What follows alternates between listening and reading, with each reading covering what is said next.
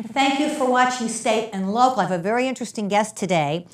I want to just begin by saying that it seems like every day there's some appalling or astonishing event, either in the United States or worldwide. And I notice that a lot of people don't seem to know what's going on or don't want to talk about it, as if talking about it is some sort of crime and some faux pas. And so when I found out that Matt Rovendro of Norfolk had a group that he was sort of an informal group at the Franklin Senior Center, of which he's the unofficial facilitator, I just urged him to come on. I insisted he come on because I think this is such a great thing. And thank you for coming on. I'm so glad to have you here. Yep. And I'm really, I wish there were more of these groups going on because so few people are unaware. And now, tell me, how did this group get started originally? Actually, it's called a current affairs discussion group at the Franklin Senior Center, and it's been going on for a long time. Oh. I don't know the exact length. I've been involved with it for maybe a couple of 2.5 years, something like that. We primarily talk about the events of the day. We start every meeting with me just asking, what do you want to talk about today? I normally come equipped with 4 or 5 subjects that I'm ready to talk about. But we almost always have somebody contribute some idea. Over the last couple of years since I've been involved, the country has been doing pretty much what you said. We're going from crisis to crisis. Mm-hmm. So we have these meetings the second and fourth Thursday of every month. And so there's always been 3, 4, or 5 major crises that have occurred. Terrible. Unfortunately, we don't really cover most of the crises because there's so many of them that have been going on. And they're so complicated. Yeah, and that's the other problem. The fact that we have such a divided country at the moment, at least divided on the political parties. There seems to be so little common ground that we don't really resolve anything. I mean, we could list all of the crises that we've had going back to Fast and Furious, Benghazi, whatever, and none of them have been resolved. Well, none of them. They didn't want to resolve them. Well, I'd like to see them resolved. Of course we would, the people would, but... Well, I think you're probably right. It's almost to the benefit of politicians nowadays to not resolve things because they're afraid that when their time comes, right, they're going to have to tell the truth. At least that's the way it seems. I'm an undying optimist. I believe in this country. I believe in the Constitution. And I believe we're going to resolve this all one day. I think we'll get back on track. But at the moment, it's depressing to watch our government in action. Awful, just awful. Now, do you have some people that sort of try to dominate? How do you handle the discussions? That's what I wanted to. There must be people that want to dominate it. The group ranges from people who are not very informed to people who are pretty much informed, or perhaps I should say to people who think they are pretty well informed. We have some people who don't ever say a word. We have some people that want to talk forever. There's something between 9 to 15 people that show up for our normal meetings. Well, that's a good number. Yeah, it's not bad. When I say normal meetings, we have had some speakers come in, and so we've been able to expand the group to 50 or so people. I'm hopeful to have an imam, or at least somebody who's going to be able to discuss the Islam religion. I've been working on it. Not easy. Let me. Where are you looking? How are you going to go about doing that? Is there a mosque? And I don't know. What's the closest mosque? I've talked to my minister. Yep. I've talked to the director of the senior center. I have talked to people I know who are Muslim. Okay. And all of that is working. Oh, I see. Okay. I haven't been able to get it done yet.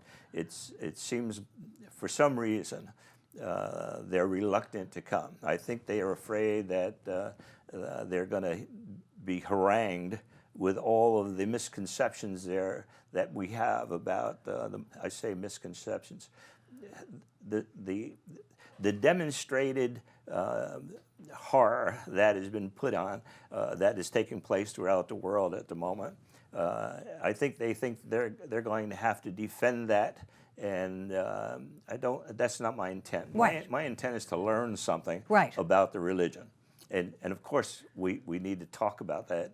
The radical Muslims, if you will, I don't know what that means. All right. I have researched somewhat the Quran and the interpretations of the Quran, and that's what I want somebody to be able to set me straight, Right. so that we have lots of questions, and that's all we want to do is have a conversation, and I'm looking forward to it. I think it's going to happen. Wow. And when we do that, we'll probably make it available to the entire senior center. Oh, so, yes. So Oh, hopefully sure. we'll have 50, 60, 100 people, something like that. Well, we could put it on the. Well, I don't. I think we could put it on the scroll here. I'll ask them. I mean, it's because that's really, or get it in the Gazette. I don't know how much space you have over there, but I think people would really be interested in going to that. We can handle quite a few people. When I get this resolved or scheduled, I should say, I'll let you know yes, about please, it. And, yes. maybe we can do that. So I had interrupted you. So you were talking about the dynamics of the group. Yeah, like I said, we have people who are fairly well off, and people who are low income on Medicare, Medicaid, that kind of thing. So we cover it a lot. We do have at least one person who, in terms of trying to control the group, he has a tendency to close his eyes and just talk. Oh. So it does become a little bit difficult to get him to stop. Well, he's fairly knowledgeable, does a fairly good job. He can hear at least. Yeah, he can hear. And I've actually brought in bells. I've brought in whistles. I had a timer. I brought in. I did a 1 minute timer. A minute's a long time. It really is when you're talking. And I also used not a mallet. What do you? The gavel. I even tried a gavel. I've also switched off and had a member be the timer. So because I'm one of the participants, and I like to be involved in the conversation, and that's the other way I try to control it. I try to have a conversation with somebody, one of the people who's talking, and when I think that they've either said something important or in error, I'll talk to them about that, and so that kind of channels the conversation. And I try to make an effort to have everybody who wants to talk. Now, but again, how did it come down to you? Did you start it? No, you didn't start it. But so how did it? But just people sort of. Well, hopefully you'll see in this conversation today, I'm not at a loss for words. I do spend quite a bit of time, somewhere between 2, 3, maybe sometimes as many as 4 hours a day, looking at the current events. All right, I check it. I intend to never have somebody say what you said is wrong. Okay, so and so I'm prepared for these kinds of conversations. As I said, I usually have 3 to 4 items that I have looked at and done some research on. In preparation for any discussion. I have stacks of papers that we've never talked about that I would love to go back and say. Now, what do you use for your sources? Where do you go? Much of my time is spent on the internet. Do you go to Drudge or? Don't do Drudge much anymore. There's one particular post. It's called the Patriot Post. In fact, I have a gift for you today. Oh, the Constitution. Oh, thank you. It's not only the Constitution, it's Declaration of Independence, Constitution, and you'll find some interesting quotes in there. Oh, thank you. I've got more at home. If anybody wants them, all they got to do is ask you, and I'll make them available to you. But they came from the Patriot Post. Is the one site I look at all the time. I look at Heritage. I look at. Now, do you go to most of them are conservative sites. Did you go to a left-wing one to maybe Yes, anticipate like Huffington, or where do you go for that? I even watch Chris Matthews on television, and I do. I used to watch him. He used to be very kind of reasonable. I thought he was very entertaining. It seemed like he lost his mind some time ago. When he got to the tingling in his leg, he just turned further and further and further and further, he's to the point where it's of almost no value to listen to him. And I do try to do that. I do listen to both sides. That's one of my pet, not peeve, well, I should say it is a pet peeve of mine. When I go into a conversation, I hope that I know at least as much about the liberal point of view as I do about the conservative. Because I want to be able to make their argument. Exactly. Yeah. So I do that. I read all kinds of books. And anticipate, your opponent, Yep. as they do. I mean, what I've found is that I think a lot of people are so frightened of the ad hominem attacks that I perceive tend to predominate on one side. And I mean, I just recently was talking about we were online Ferguson with somebody that I, considered a pretty good friend, not a real. And it's just this barrage of people like you and da da da da da. And I finally, I just said, this can't go on. I mean, this is crazy. Well, we've just done it again nationally with the poor little guy in the pizza shop who didn't discriminate against anybody. He served gay people in his store anytime asked. He was never asked to cater a wedding.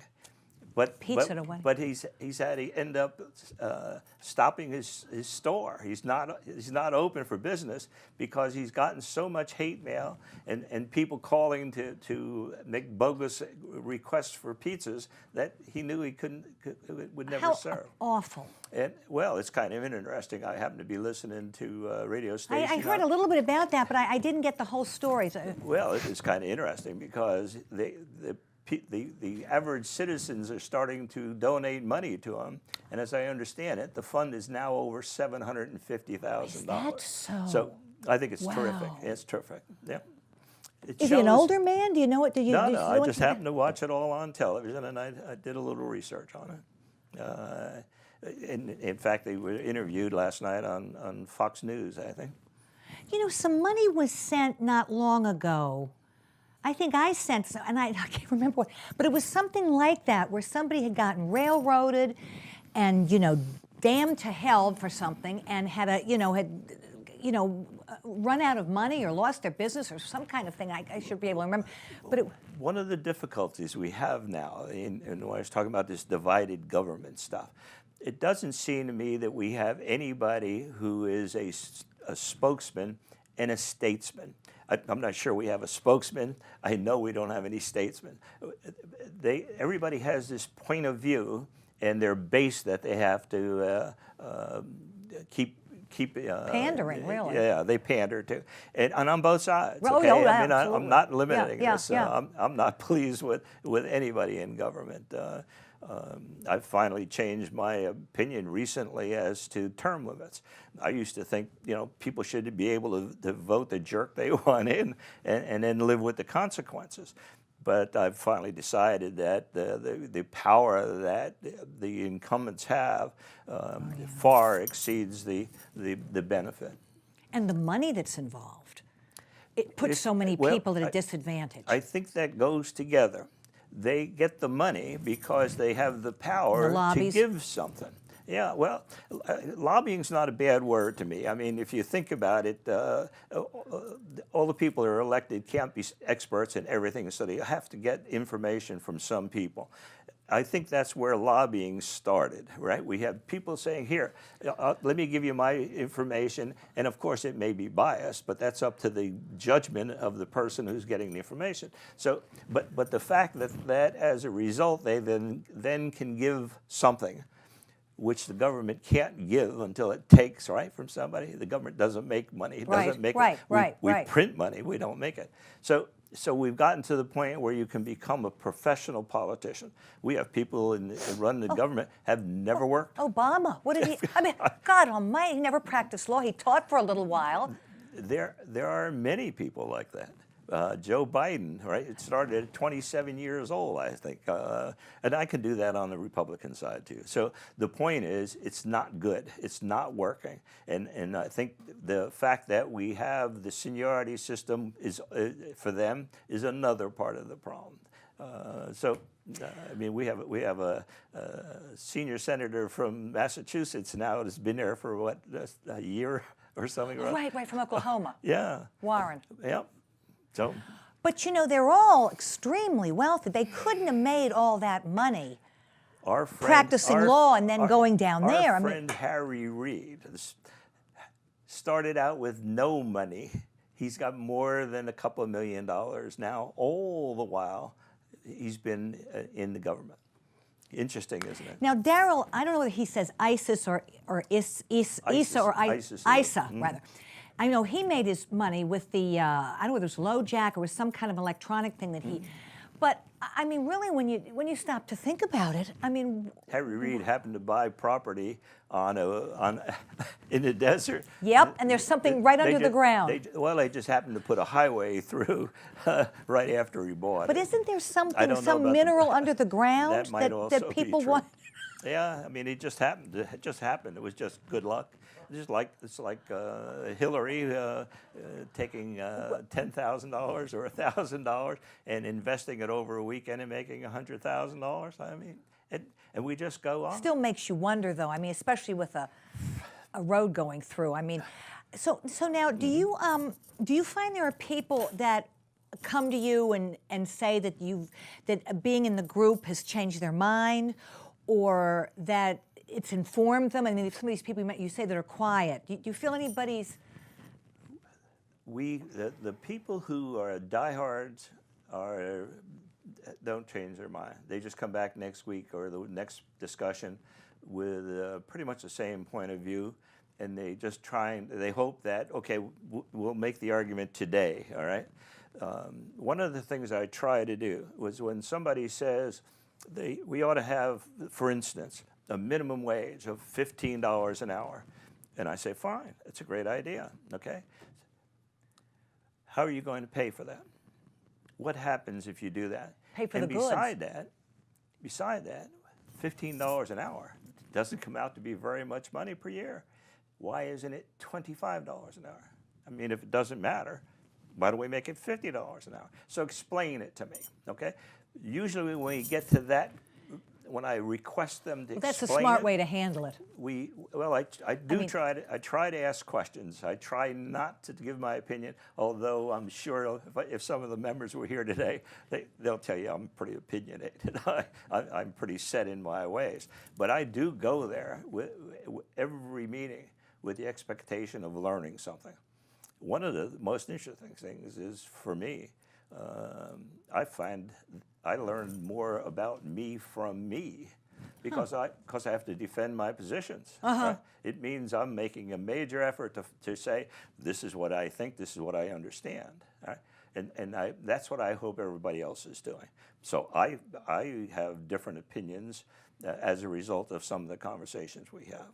Oh. I'm trying to become a much more tolerant person than I've ever been. But it's difficult. But if I can't get people to say how they're going to do it, all right. In fact, maybe I'll give you a little bit of an example, and maybe I'm talking too much. Oh, good. No. Okay. There was a point at which it appeared the liberals thought that there's roughly 3 really outspoken liberals, and there's roughly 3 outspoken conservatives. And then there's everybody else who vary. Well, that's good. Who vary from week to week. All right? Yeah, I think it's a pretty. That's a good. Mix. Yeah. I got to the point where I was tired of people saying, "I hate women, I hate children, I want people to starve to death." That you want. Yeah, well, we or the conservatives want it. The Republicans, the standard litany. Of accusations that we keep having. So I said, I'll tell you what. Why don't we just try a little trial, all right? You people say everything that you think we ought to be doing as a government, all right? And we conservatives, when we don't agree with you, will raise your hand, okay? So they started, well, everybody ought to have health care, right? then everybody ought to have nourishment, right? Everybody ought to have a place to live, right? Everybody ought to be educated, right? And they went on for 6, 7, 8 things. And it was funny as I watched, right? None of us raised our hand. I said, you know, we just proposed this, right? We didn't have a meeting beforehand. As you're going on, none of us disagree with any of your goals. Okay? Right. So the real question is what? How do you do it, and how do you pay for it? Right. And when we get to that part of the conversation, it usually gets quiet. Wow. They've never asked me. They ask me, I'm ready to tell them. You really have to be cool-headed and have a strategy, because I know when I go over to my alma mater, they have a thing in the summer, and it's a colleges now are it's insane, it's crazy, but they're all very, very liberal, and very wealthy, most of them. And and they'll just say, you start to, they say, well, do you believe this? Do you think Sarah Palin should do that? Do you blah, blah, blah?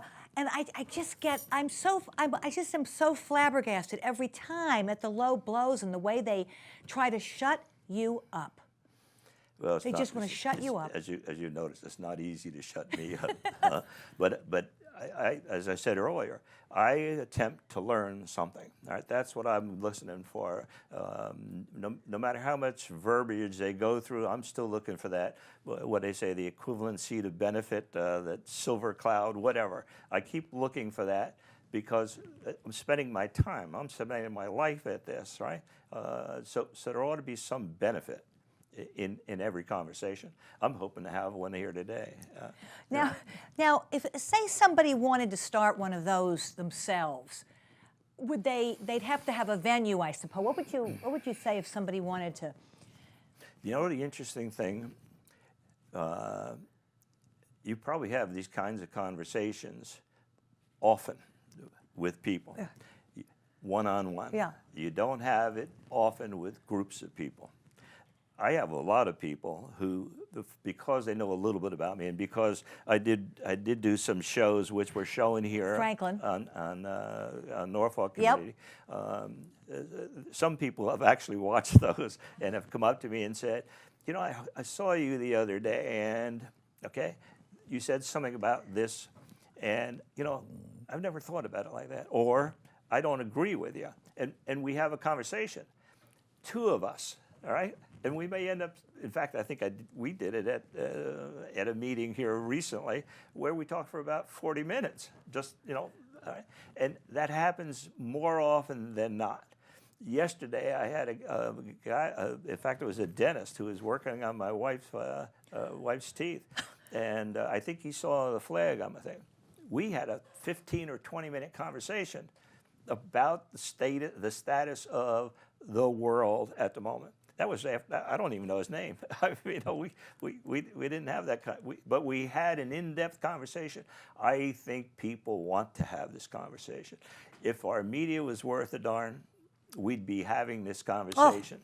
They're not doing their job, and we're not making them do their job. And even if you go to, say, conservative sites, you wonder, is this spun? It's gotten to the point where you don't know what to think anymore, and it's very demoralizing. I take that as a challenge. See, when I listen to conservatives... Well, that's why you've got the 3 or 4 hours ahead of you every day. Because, and of course, the average person doesn't have that energy or time. So they just... This country has been extremely good to me. Oh, yeah. I want it to be for more people, and certainly I want it for my kids and my grandchildren. And if we don't do it, if I don't do it, who's going to do it? And that's why I tell you I'm optimistic and I'm hopeful, because I'm trying in my small little way to be as influential as I can. I do get involved in politics. I have worked in campaigns. Mm-hmm. I have donated monies, some of which I wish they'd send back because they didn't do what I said or they said. So I think it's just terribly important, and I'm hopeful. So we have about 4 minutes. So let me go back. How would somebody then? I interrupted you. How would somebody? I'm trying to basically if I knew the answer, I would have said it off top. I think what we need to do is be willing to make our point of view, to express our point of view to those people we run into, with the expectation that perhaps somebody's not going to want to talk about it, perhaps somebody's going to think you're a dummy, but perhaps both of you will learn something. I don't think I've ever had anybody say, I'm never going to talk to you again, okay? And if they do, I've learned something. That's right. That's right. I probably don't want to talk to them because I'm right, not doing exactly. anything.